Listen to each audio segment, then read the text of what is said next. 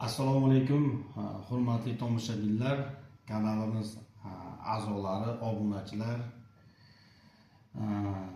Foydali qazilmalarni boyitish hamda metallurgiya jarayoniga qiziquvchi, bu sohada o'quvchi, mana shu sohada ishlovchi ishchi hamda muhandis texnik xodimlar.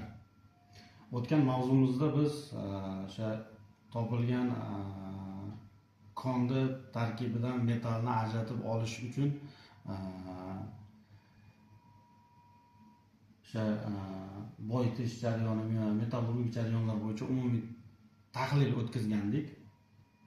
Bugungi mavzumiz o'sha topilgan kondan qazib olingan foydali o'sha qazilmani, rudani maydalash jarayoni. Ya'ni mana bu ko'rib turgan karyerda, ya'ni ochiq kondan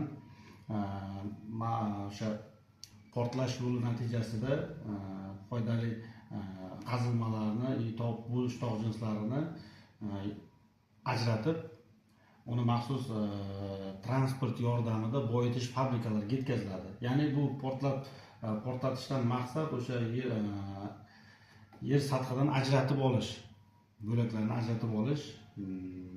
Ajratib olinganda maxsus ekskavator, yuk tashish transportlari yordamida boyitish fabrikalariga olib boriladi.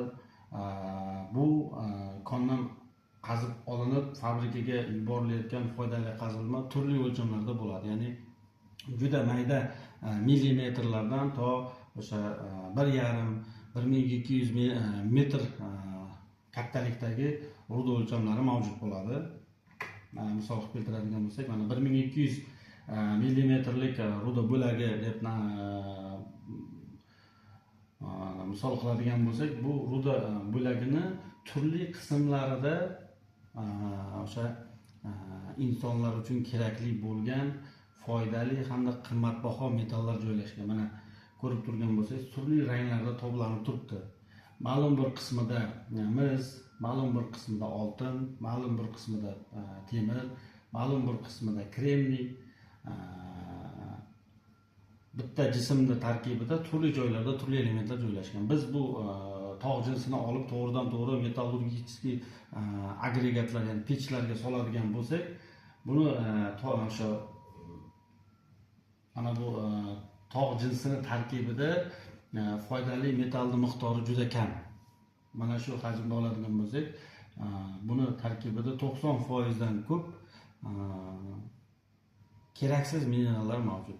Bu keraksiz minerallarni eritish uchun o'sha metallurgik agregat pechlarida ortiqcha energiya, ortiqcha chiqindi hosil bo'ladi. O'shaning uchun boyitish fabrikalari ishlaydi. Ya'ni boyitish fabrikalari kondan qazib olingan tog' jinsini tarkibidagi foydali komponentlarni ajratib, bo'sh tog' jinslarini chiqarib olish, chiqindiga chiqarib olish vazifasini bajaradi.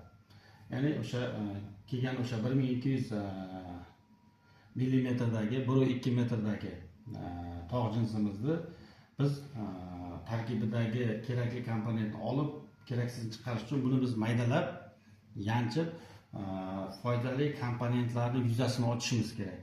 To'g'ridan to'g'ri tegirmonga solib yanchadigan bo'lsak ham, yanchish jarayoni unumli bo'lmaydi. O'shaning uchun biz birinchi buni yirik bo'lakdan mayda dona bo'laklarga o'tkazib olish uchun maydalash jarayonini olib boramiz. Ya'ni rudalarni maydalash jarayoni. Maydalash jarayoni ruda katta bo'laklardan kichik o'lchamli zarralargacha ajratish jarayoni. Bunda o'sha tashqi mexanik kuch ta'sirida yirik bo'laklarni mayda bo'laklarga o'tkazamiz. O'tkazishdan maqsad mineral donalarini ochish, yuzasini ochish, boyitish jarayoniga tayyorlash, zarrachalarni bir xil o'lchamga keltirish, tegirmonlarda o'sha yanchish samaradorligini oshirish uchun maydalash jarayoni amalga oshiriladi. Maydalash bosqichlari. O'sha ko'rdingiz, yirik bo'lakni to'g'ridan-to'g'ri mayda holatga keltirish qiyin. Biz uni ko'p energiya ketishi mumkin. Biz uni o'shaning uchun 3 bosqichda yirik bo'laklarni mayda holatga keltirib olamiz. Yirik maydalash, o'rta maydalash, mayda maydalash. Har bir bosqichda maxsus maydalagichlardan foydalanadi. Ya'ni yirik maydalashda 1200 millimetrlik ruda 350 mm holatga keltiriladi. O'rta maydalashda 350 dan 70 mm holatga keltirib oladi. Maydalashda esa 70 dan 10-20 mm holatga keltirib, mana bosqichma-bosqich mayda holatga olib kelinadi. Maydalash dastgohlari. Boya aytib o'tdik, turli maydalash dastgohlaridan foydalanadi. Bu rasmda ko'rinib turibdi, jag'li maydalagich. Juda mustahkam rudalar uchun ishlatiladi. Oddiy tuzilishga ega, ishlash jarayoni ham oddiy. Buni kamchilik taraflari yuqori ishlab chiqarish unumdorligiga ega emas. Bu o'sha qo'zg'almas va qo'zg'aluvchan jag'larning harakati hisobiga, yana mana bu qo'zg'almas plita, bu qo'zg'aluvchan plita. Qo'zg'almas plitaga qo'zg'aluvchan plitaning yaqinlashib, uzoqlashishi va yuqoridan rudani tushib, maydalash jarayoni olib borganda juda katta shovqin hamda chang ajralishi yuzaga keladi. Bu o'sha jag'li maydalagich. Jag'li maydalagich o'zini yanchuvchi tegirmonlarda o'sha jag'li maydalagichda foydalansa bo'ladi. Sababi yirik maydalangan rudani to'g'ridan-to'g'ri yanchish jarayoniga bersak bo'ladi. Keyingi maydalagich, konusli maydalagich. O'rta va mayda maydalash uchun yuqori unumdorlikka ega. Bu konusli drobilka qo'zg'almas konus va qo'zg'aluvchan konus hisobiga maydalash jarayoni amalga oshiradi. Ya'ni yuqoridan yuklanayotgan ruda bo'laklari qo'zg'aluvchan konusning harakatlanishi hisobiga yaqinlashgan tarafda ruda mexanik kuch ta'sirida maydalanadi, uzoqlashgan konusda esa maydalangan mahsulot pastga bo'shatiladi. Ya'ni o'shani hisobiga uzluksiz ravishda konusning aylanishi hisobiga mana bu bo'shatuvchi tuynukdan o'sha maydalanganlar tushadi. Mana shu maydalash jarayoni amalga oshadi. Valikli maydalagich, ya'ni valkovoy drobilka deyiladi. Asosan o'sha o'rtacha qattiqlikdagi mo'rt rudalar uchun maydalash samarali. Bunda o'sha ko'rinib turibdi, ikkita valigi bor, ya'ni valikning bir-biriga qarab harakatlanishi natijasida o'rtasidan ruda tushib, ikkita valik o'rtasida maydalash jarayoni amalga oshadi. Bular valikning holatiga ko'ra silliq yuzali hamda turli bo'rtiqlari bor, yuzali valkovoy drobilkalar mavjud. Bolg'ali maydalagich. Bolg'ali maydalagich ko'mir, ohak tosh va boshqa yumshoq jismlarni, mo'rt jismlarni maydalash uchun moslashtirilgan. Mana valiga bolg'achalar o'rnatilgan. Bu o'sha val aylanishi hisobiga dvigatelni aylanish natijasida val aylanib, mana bu bolg'alar ham, ya'ni maydalovchi jism mexanizmi ham qo'shilib aylanadi-da, mana bu yuqoridan tushayotgan rudani zarb natijasida yirik bo'lakdan mayda holatga keltirib beradi. Bu maydalagich